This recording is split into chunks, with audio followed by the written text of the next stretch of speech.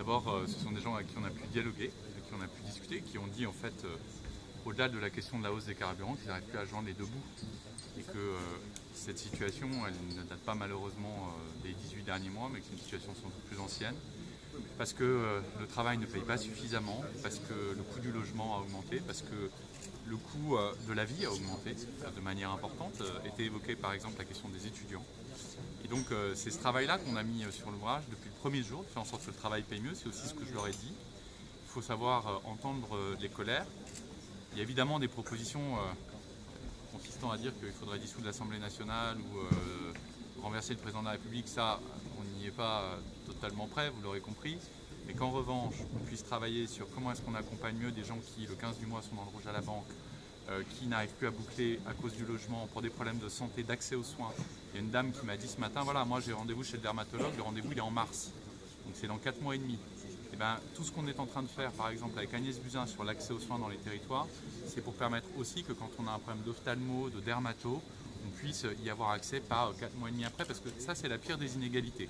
L'accès aux soins, l'accès à l'éducation à l'école et l'accès à un emploi, c'est ça qui est au fond le combat qu'on mène, qui est un combat qui prendra du temps.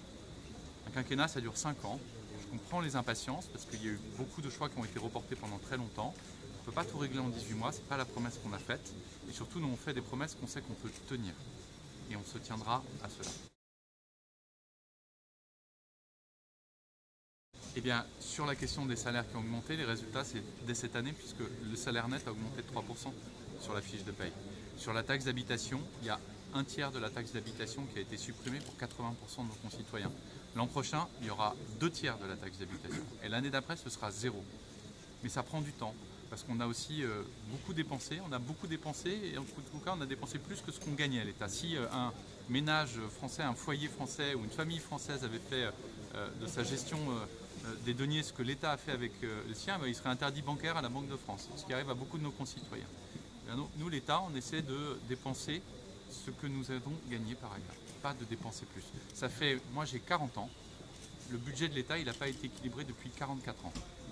Donc moi j'ai jamais connu un budget de l'État équilibré, c'est pas normal. Parce que ça veut dire vivre à crédit sur la génération d'après et refiler, pardon de le dire, de la manière un peu triviale, le bébé à nos enfants. Moi je considère qu'on a cette responsabilité vis-à-vis de la génération qui vient et des gens que j'ai rencontrés ce matin dont je ne mets vraiment pas en cause la sincérité. Beaucoup m'ont dit au fond, notre angoisse c'est que nos enfants, nous c'est très dur, ça va être encore plus dur pour nos enfants. C'est ça le pari, c'est ça ce qu'on doit surmonter pour remettre de la confiance dans le pays, remettre de l'optimisme. Je vais les rencontrer. Je vais rencontrer 2 de leurs représentants. Parce que d'abord c'est normal quand les gens, quand il y a les pouvoirs publics qui se déplacent, un membre du gouvernement il rencontre tout le monde, les gens qui ont des revendications, et je vais entendre leurs revendications, j'aurai l'occasion de leur dire ce que l'État a fait pour les écoles chez Ascar, et puis de dire qu'on accompagne. Nous on n'est pas contre les langues régionales, on trouve que c'est une richesse les langues régionales dans notre pays, et qu'on puisse les accompagner, l'État l'a fait, alors toujours insuffisamment, mais ça c'est aussi le rôle des revendications, de porter des revendications plus importantes.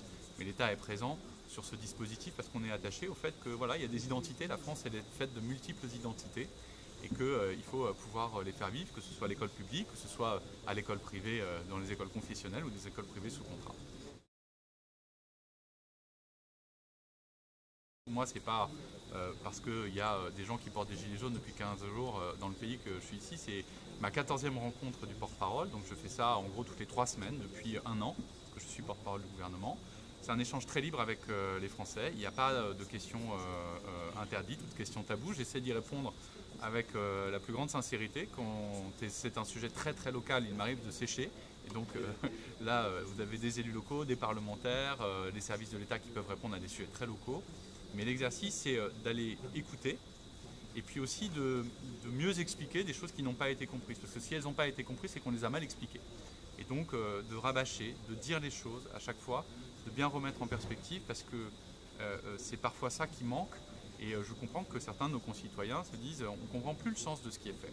Donc c'est remettre du sens. La politique, c'est le sens. C'est ça qu'on veut faire.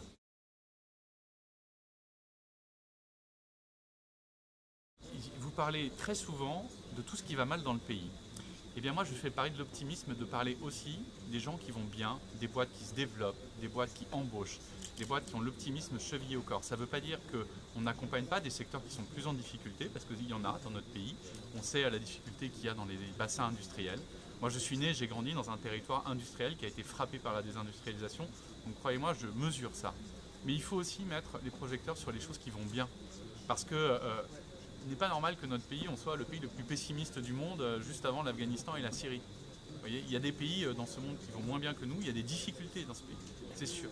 Il y a des difficultés, il y a des territoires en difficulté, mais il y a aussi des endroits où on a de l'excellence, où on a de l'intelligence, où on innove. Et les entreprises que j'ai eu l'occasion de voir aujourd'hui, la première d'entre elles, c'est une scope.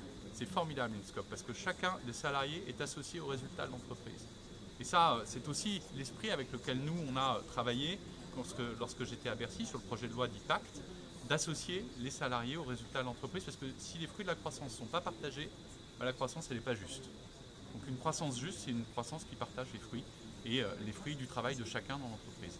Donc c'est aussi ça que je voulais marquer, non seulement des boîtes qui vont bien, mais aussi des entreprises qui ont un modèle un peu différent des modèles traditionnels.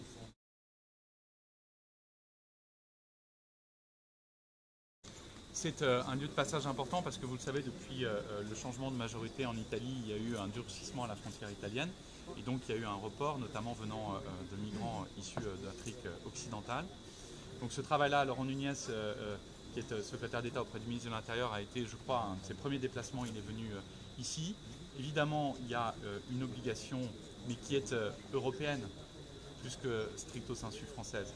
Et c'est pour ça que nous, dès le premier jour sur la question migratoire, pour faire face à la difficulté de ces flux migratoires, eh bien, il faut pouvoir le faire au niveau européen. On a travaillé avec le gouvernement espagnol, notamment sur le fameux sujet de l'Aquarius, dans les différents épisodes de l'Aquarius, 1, 2 et 3 cet été, mais on le fera aussi avec les nouveaux flux migratoires potentiels qui pourraient venir d'Afrique de l'Ouest. Et donc ça se fait au niveau européen. Le président de la République a défendu des centres européens fermés qui permettent d'abord d'accueillir les gens et de dire très vite à ceux qui sont venus s'ils sont éligibles ou pas aux critères de l'asile, parce qu'il faut pouvoir dire aux gens s'ils sont éligibles ou pas et du coup les orienter très rapidement et les mettre dans un processus d'intégration en apprenant la langue, en les hébergeant dans des conditions décentes et pas dans des hôtels où vous parquez des enfants et des familles dans des chambres d'hôtel. C'est pas ça bien intégré, mais ce travail-là, il ne peut pas se faire simplement dans les frontières de l'Hexagone. Donc on le fait avec l'Espagne, on le fait avec le Portugal. L'Italie a choisi une autre voie. Notre objectif, c'est de convaincre aussi dans les échéances européennes de l'année prochaine que cette solution-là, elle ne peut passer que par une Europe unie sur le sujet.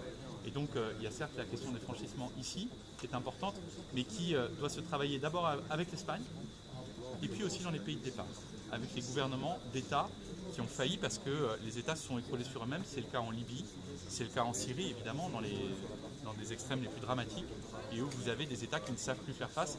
Le rôle aussi de l'Union européenne, c'est d'aller sur place et de travailler avec les pays de départ, de faire en sorte que, au fond, on est comme horizon, une autre perspective que de se jeter dans un canot de fortune.